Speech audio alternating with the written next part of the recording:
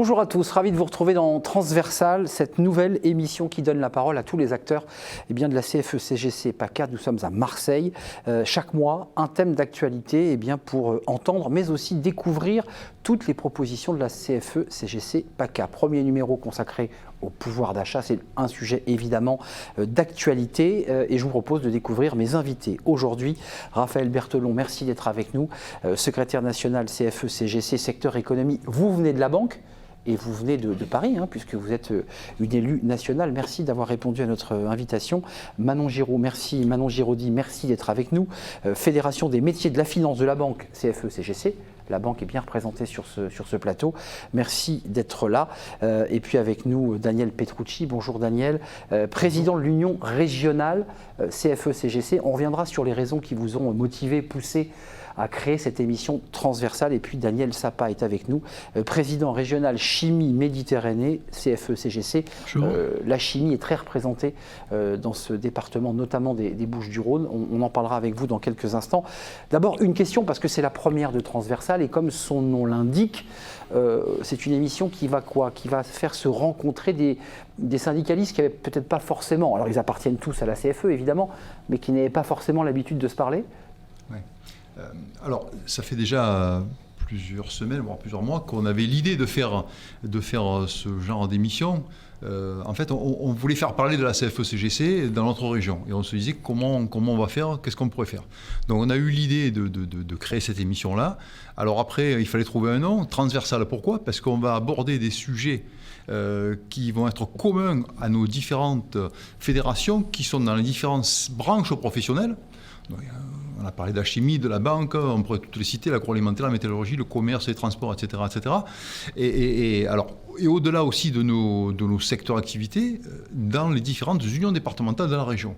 Donc je suis convaincu que ça va être un plus aussi pour les gens qui nous connaissent, nos militants, nos sympathisants, les salariés des branches qui travaillent dans les différentes entreprises, qui vont pouvoir se rencontrer et se parler entre elles. Un petit mot, Manon, on va bien sûr parler de pouvoir d'achat parce que c'est le sujet du jour et c'est un sujet sur lequel vous êtes interpellé sur le terrain, évidemment, tant sur le plan national que sur le plan local. C'est important de se parler, Manon, de se parler de rencontrer des gens de la chimie, parce que vous êtes dans le domaine de la banque. C'est vrai que dans la banque, on se parle beaucoup, mais c'est intéressant de croiser les points de vue. Tout à fait, et c'est une chance, et ça va encore une fois dans l'intérêt commun de pouvoir échanger nos expériences, nos situations, dans le but de faire avancer les choses le mieux possible pour les salariés. Daniel, idem, j'imagine, c'est intéressant pour oui, se parler. C'est toujours très intéressant de discuter avec d'autres branches. Effectivement, on a toujours un peu cet effet silo. Et le fait de se rencontrer sur un plateau, nous, en fait compte, on s'aperçoit que nous avons les mêmes problématiques, même si les métiers sont complètement différents. Et encore une fois, tous les salariés sont concernés dans les grandes lignes par les mêmes choses. Notamment sur les questions de pouvoir d'achat, parce que c'est un sujet transverse, et on va le voir dans quelques instants. Raphaël Berthelon, on va nous l'envier, cette émission à Paris, transversale. On va nous l'envier. Ah oui, tout à fait. Oui, parce que l'inflation... Soyons un peu chauvin, on est à Marseille. C'est un sujet d'actualité, avec d'une part les salariés qui attendent des revalorisations, parce que beaucoup se plaignent que même aller travailler commence à coûter cher, parce que je rappelle que l'inflation vient surtout de l'augmentation des prix de l'énergie. Bien sûr. Et puis on est en train de le voir également, les entreprises sont touchées de manière différente par le prix de l'énergie et pour nous, syndicalistes, cela aussi va poser des questions d'emploi pour certaines branches. Daniel Petrucci, je reviens au local, à l'union régionale. J'ai envie de dire c'est peu différent de ce qui se passe sur les autres territoires, mais qu'est-ce qui remonte concrètement sur ces questions de pouvoir d'achat ? De l'inquiétude, de l'angoisse ? Alors oui, il y a une inquiétude et de l'angoisse. Alors, ce qui remonte d'abord, c'est qu'on a entendu cet été les mesures qui ont été votées par le Parlement. Nous, ce qu'on nous dit, notre base, elle nous dit que ça va dans le bon sens. C'est-à-dire que si on parle de l'économie des moins 30 centimes au mois de septembre, au mois d'octobre sur le carburant, pour la poursuite du bouclier tarifaire, notamment sur l'énergie, ça va dans le bon sens, très bien, mais c'est insuffisant. C'est insuffisant. Aujourd'hui, on a affaire à un taux d'inflation qui est à 6%. Ça dure depuis plusieurs mois. Et on ne sait pas si ça ne va pas progresser encore. Hein. C'est ce que j'allais dire. Au mois de juillet, on était à 6%. Les experts, quand on regarde quand on lit les journaux spécialisés, nous disent qu'on va grimper jusqu'à 7% à la fin de l'année ou au premier trimestre 2023. On entend, et on va peut-être avoir confirmation avec Raphaël Berthelon, que cette question des primes est un sujet posé aux syndicats, primes ou salaires, parce que c'est la problématique. Dans les banques, ça se passe comment, Manon, très concrètement? Là aussi, les salariés sont inquiets. Bien sûr. Ça pose une question sur l'attractivité aussi de vos métiers. Hein. Oui, et c'est un secteur qui est, comme malheureusement beaucoup de secteurs aujourd'hui, touché par le manque d'attractivité, dû en partie par le niveau de salaire que nous avons sur le secteur de la banque, et donc la dimension du pouvoir d'achat et les difficultés que cela génère encore plus mois après mois vont accentuer le manque d'attractivité que nous avons sur nos métiers. Je me tourne vers vous, Raphaël, je donnerai la parole à Daniel Sappa, mais il y a deux sujets sur le pouvoir d'achat. Il y a la réalité concrète quotidienne pour faire ses courses quand on est un citoyen et un salarié, et puis il y a des enjeux énergétiques sur les entreprises qui peuvent avoir des conséquences directes, on est dedans, sur le pouvoir d'achat, et j'ai même envie de dire sur l'emploi. Commençons d'abord sur le pouvoir d'achat. Vous, la prime, vous dites, comme Daniel Petrucci, c'est bien, mais ça ne suffit pas, c'est pas ça qu'on demande. Ce qu'on revendique, c'est une hausse de salaire pérenne. Et la prime, alors il y a deux écueils. C'est que d'une part, c'est comme on dit one shot, donc une seule fois. Et puis la deuxième chose, c'est que dans le cadre de la loi sur le pouvoir d'achat, elle est désocialisée. Et pour la CFE-CGC, ce qui est véritablement important, c'est d'avoir les mécanismes de solidarité. C'est-à-dire que quand le salaire est socialisé, il ne faut pas oublier que c'est du salaire différé pour pouvoir revaloriser les retraites de demain, par exemple. Côté chimie, ça se passe comment? Parce qu'on a entendu la banque, on a des inquiétudes, attractivité des métiers en berne, l'inflation ne va pas aider. Comment ça se passe chez vous? Est-ce qu'il y a des garde-fous? Est-ce qu'il y a l'intéressement qui rattrape? On va parler de la prime Macron, évidemment. Alors nous au jour d'aujourd'hui, la problématique, c'est vraiment le coût de l'énergie. Nous avons des usines qui sont énergivores, que ce soit l'électricité ou que ce soit le gaz. Et nous commençons à avoir dans les régions, dans notre région, des sites qui commencent à être en difficulté. Concrètement, c'est quoi en difficulté? En difficulté, c'est sur une production, on arrête des installations pour économiser de l'énergie. Donc ça veut dire qu'il y a des salariés qu'on met au chômage technique. Donc c'est des salariés qu'on va mettre en chômage technique, voire aller plus loin, parce que derrière le chômage technique, mais ça peut générer aussi des PSE ultérieurs. Donc c'est très anxiogène comme situation. Et donc ça concerne aussi bien les grosses industries que des PME. Parce qu'il faut quand même préciser que la chimie génère aussi beaucoup de sous-traitants. Beaucoup de sous-traitants qui, bien entendu, sont là aussi pour aider ce qu'on appelle les donneurs d'ordre. Et ces sous-traitants n'ont pas toujours, d'ailleurs, n'ont pas la réserve financière nécessaire pour compenser ces dépenses qui sont vraiment pléthoriques. Hein. On est de l'ordre de 250 à 300%. C'est terrible. Donc là, vous nous confirmez, Daniel, qu'au moment où on se parle, il y a des sites fermés parce que la direction a souhaité couper le robinet. Il y a des sites qui commencent à fermer leurs unités. Alors, vous savez, c'est un peu comme c'est une roue. Hein. Donc, si on ferme, si on commence à arrêter des installations, un site pour être pérenne, il doit être au nominal, hein, autrement il ne gagne pas d'argent. Donc, si on arrête, ne serait-ce que, je vous donne un exemple, une installation tourne avec 3 fours, on arrête 2 fours. Donc les gens qui exploitent ces fours, que ce soit la maintenance ou l'exploitation, ils sont sur le carreau. Ils sont sur le carreau. Provisoirement, j'espère. Et puis la société elle ne produit pas ce qu'elle devrait produire. Raphaël Berthelon, en charge de l'économie à la CFE, ça c'est un sujet d'inquiétude et de préoccupation. Vous l'avez intégré, cette question énergie, pouvoir d'achat, emploi. Tout à fait. Et c'est pour ça que nous, dans la réponse que l'on apporte au niveau de la CFE-CGC, on l'apporte au niveau du partage de la valeur ajoutée. Bien évidemment, elle se passe au niveau de l'entreprise, mais ce partage de la valeur ajoutée, elle peut aussi se placer au niveau de l'État. On a parlé de super profit parce qu'il faut bien savoir que effectivement, il y a des entreprises qui font des bénéfices, notamment tous les secteurs maritimes ou de l'énergie. Voilà. Et puis de l'autre côté, il y a des entreprises qui sont en très grande difficulté. Et donc, il faut pouvoir, je dirais, avoir une solidarité pour que, en fait, les plus riches aident les plus pauvres. Toute notre économie, en fait, puisse aller de l'avant. C'est véritablement ce sujet-là que nous portons. Daniel Petrucci, local et national, puisque la prime Macron, prime de partage de la valeur, c'est comme ça qu'on l'appelle, vous la critiquez, vous dites, encore une fois, les primes, oui, mais ça ne suffit pas. La prime Macron, vous la soutenez ou pas ? Alors, la prime Macron, si on refait un peu l'historique récent... en 2 actes. En 2 actes, voilà. Donc, lorsqu'il y a eu les élections présidentielles, ça a été un élément électoraliste. Donc, mais on nous amuse avec ça, Pourquoi je dis ça ? Parce que en 2021, si on prend l'exemple de 2021, la prime Macron était de 1 000 €, voire 2 000 si dans les entreprises il y avait un accord d'intéressement qui était signé. En moyenne, les salariés qui ont perçu leur prime Macron, la moyenne a été de 500 €. Voilà, 500 € et ça concernait que 4 millions de salariés sur 25 millions. Voilà. C'est pour cette raison qu'on la critique, la prime Macron. Donc, si à un moment donné, dans les entreprises, on a la possibilité de négocier une prime, on la négociera, on ne va pas y cracher dessus, bien évidemment. En revanche, notre demande forte, c'est, comme l'ont rappelé mes collègues autour de ce plateau, c'est des augmentations de salaire pérennes pour tous. Et j'insiste sur le pour tous, parce que les cadres sont touchés fortement aussi par cette perte de pouvoir d'achat.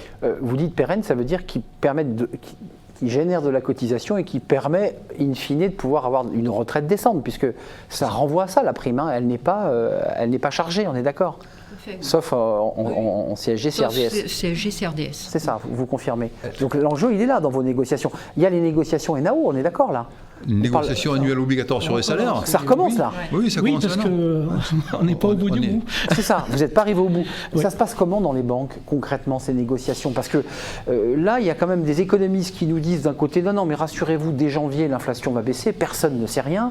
Un hiver qui nous inquiète.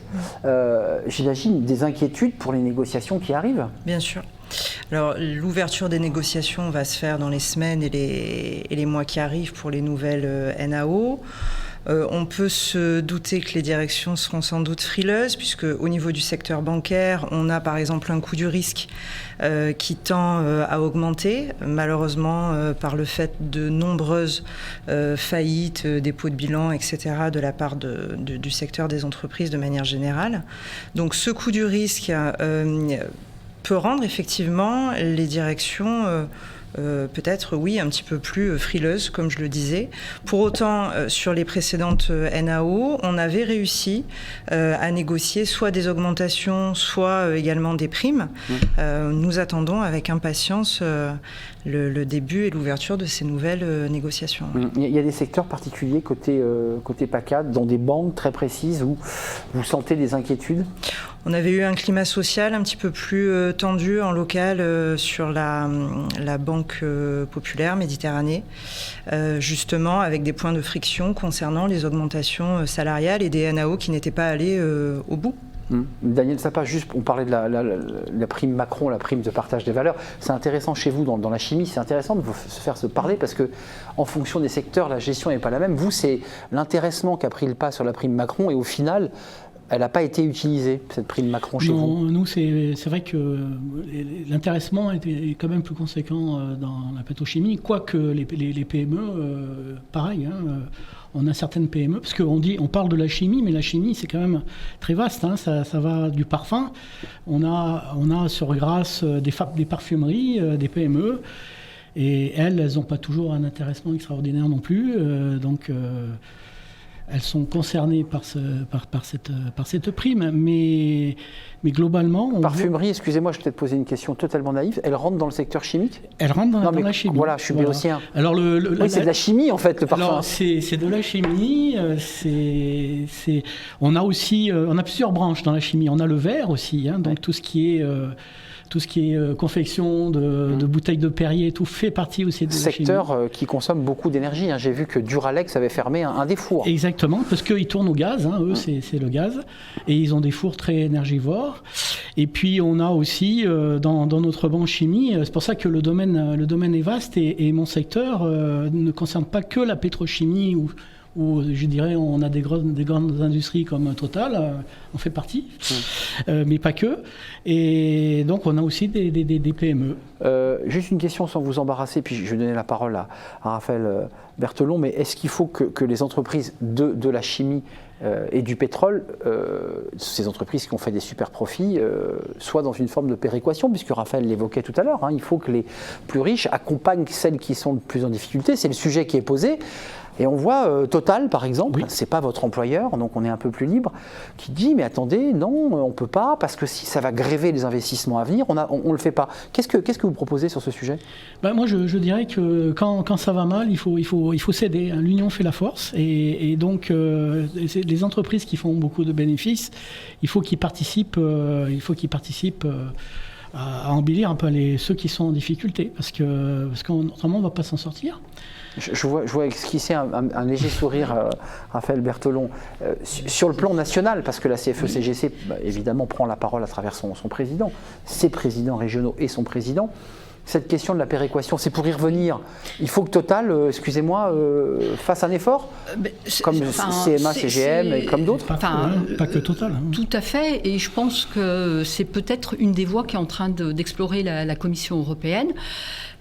Simplement, une des premières institutions qui a parlé des super-profits, c'est la Banque Centrale Européenne, la BCE, par la voix d'Isabelle Schneibels, de ses membres de directoire, qui justement a dit qu'il fallait que des gens qui profitaient de la situation puissent un petit peu accompagner ceux qui étaient défavorisés. Sur le plan national, j'aurais juste et je donne la parole à Daniel Petrucci, parce qu'il y a aussi l'intérêt de la région PACA, mais sur le plan national, quelles sont vos inquiétudes? C'est qu'aujourd'hui, on était dans une légère reprise économique, je dis bien légère, qui va être effacée par cette crise énergétique et donc du chômage, de l'inquiétude?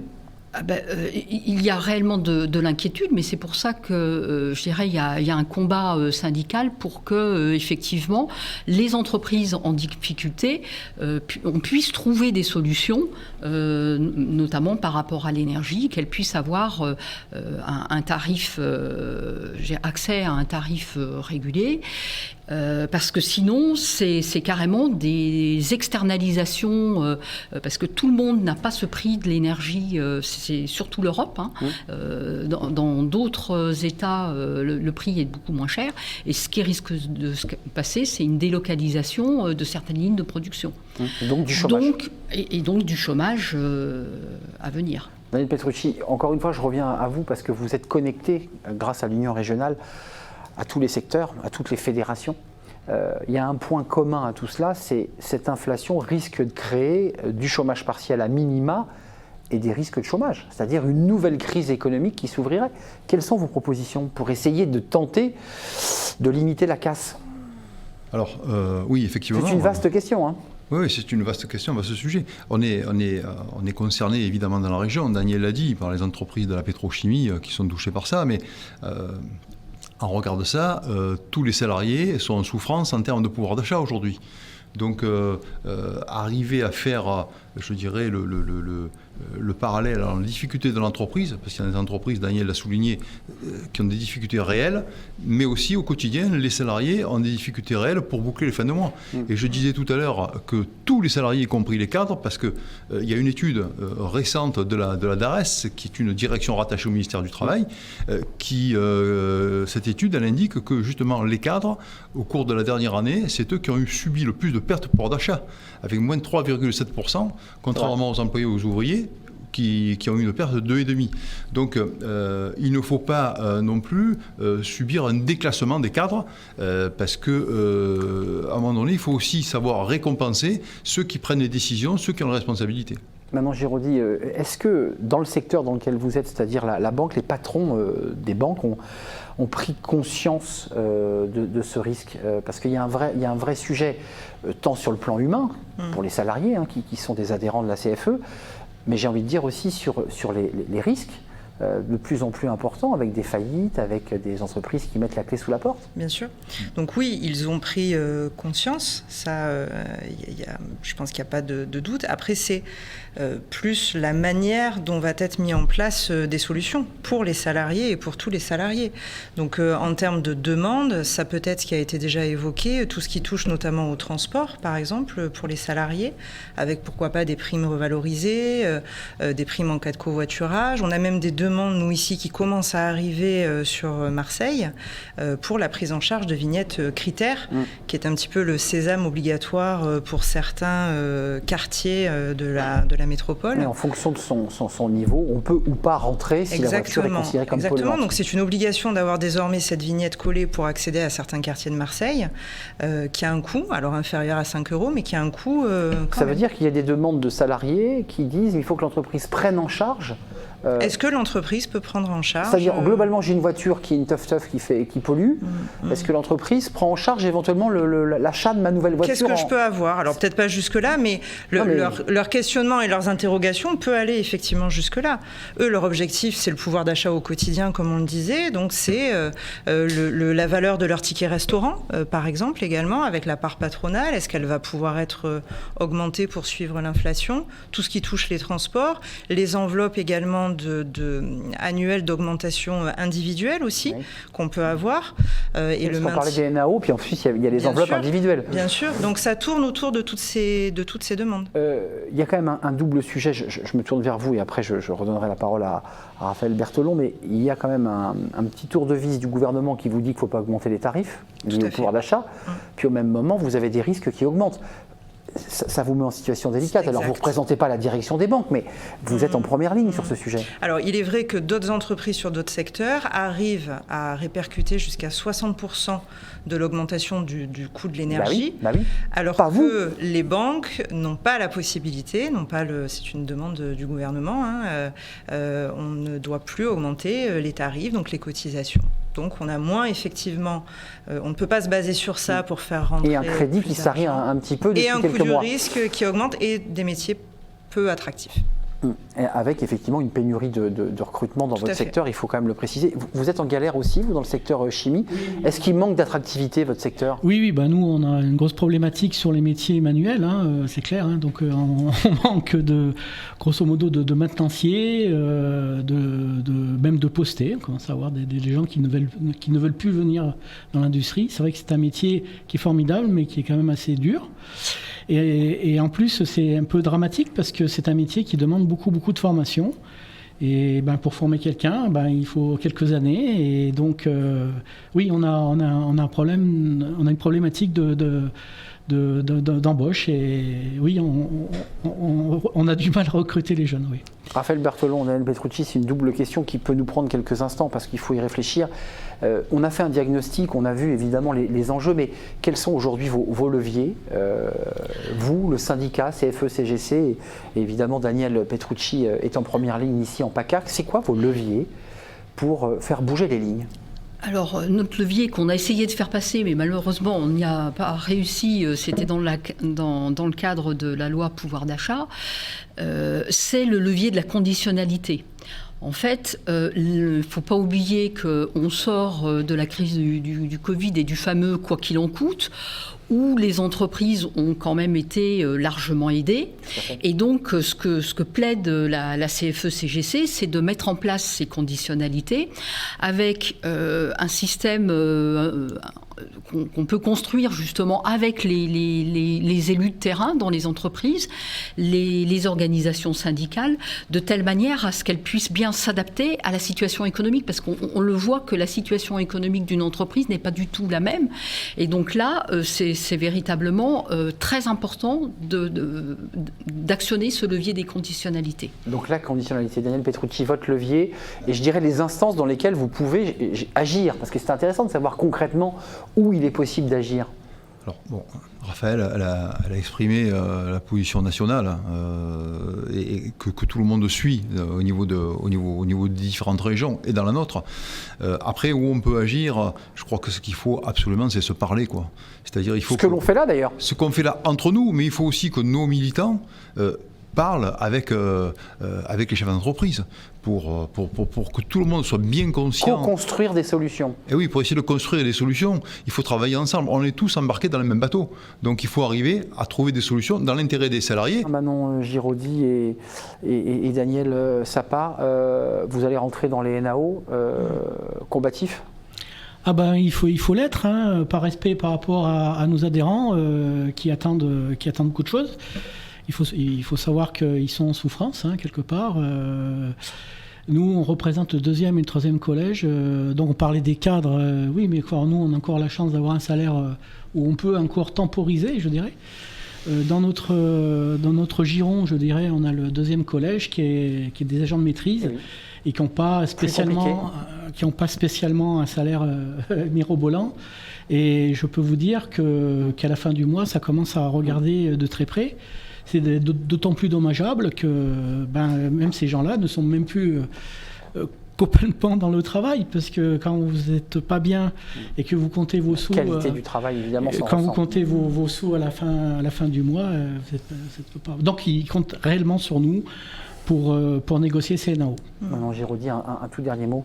Oui, bien sûr, déterminés et combatifs, bien évidemment, encore une fois pour l'intérêt commun. Ils sont en souffrance. Dans un contexte particulier. Voilà, donc nous sommes là pour avoir un dialogue social constructif et combatif. Et apaisé. Et apaisé, bien sûr. Daniel Petrucci, vous êtes content de cette émission transversale? Est-ce qu'elle a porté les fruits? Est-ce qu'elle a donné comme ça le jus que vous attendiez? Ces échanges, c'est ce que vous vouliez? En ce qui me concerne, oui, mais je pense que ce sont nos auditeurs qui vont nous le dire. Ils vont nous dire si ça les a intéressés, s'il faut poursuivre ce type de rendez-vous. Moi, je pense que c'est une bonne chose. Vous nous faites un stop ou encore, en fait, c'est buzzer. Comment? Stop ou encore. C'est voilà, en fonction de ceux qui nous regardent qui diront si on continue l'émission ou pas. C'est exactement ça. Merci Daniel Petrucci d'être venu nous rendre visite avec vos invités et vos collègues d'ailleurs. Merci à Raphaël Bertolon d'être venu, secrétaire national CFE-CGC secteur économie. Vous êtes dans le secteur de la banque. Merci à vous Manon Giraudy, secteur bancaire aussi, Fédération des métiers de la finance et de la banque. Merci évidemment à Daniel Sappa, secteur chimie, président régional chimie Méditerranée CFE-CGC. Merci à mes invités, merci à vous qui suivez notre émission transversale. Merci pour vos réactions. Une adresse va s'afficher en bas de l'écran. Elle vous permettra de réagir, de poser vos questions, de nous faire partager tout simplement vos témoignages. Voilà, l'émission est terminée. Prochain numéro, le mois prochain, évidemment. D'ici là, soyez réactifs et n'hésitez pas à laisser vos messages. Bye bye.